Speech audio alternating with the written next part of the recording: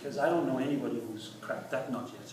And we have no clue. We try everything frantically because we want to exist. We want our work to continue to be done.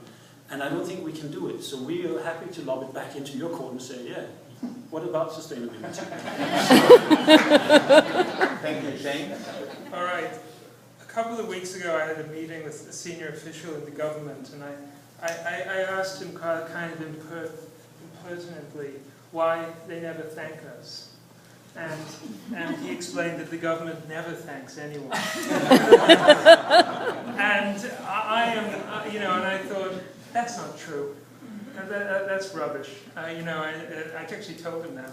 But the reality is, I'm pretty sure that India hasn't really thanked the Global Fund enough recently. And as somebody implementing a program, 2 programs in India, with some of the partners in this room, I do want to tell you, and this is not coming from me as an institutional representative, but really, I would like to speak as a representative of the people we work with. The investments that the Global Fund is currently making in India are transformative.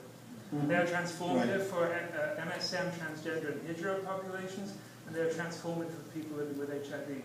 And I applaud the Global Fund for making those investments. I certainly worry how some of those investments will continue in the longer term, but know that they are appreciated very deeply. So that's my thank you. I also want to just encourage the Global Fund to continue and to push harder on doing the really tough stuff in the epidemic. I mean, things like PMTCT are going to be politically popular. Things like programs for IDUs and sex workers are always going to be challenging. So. But there is no such as the Global Fund. All the people in this room are represented in the Global Fund board, all the constituencies, so it's our Global Fund. Yeah. Mark?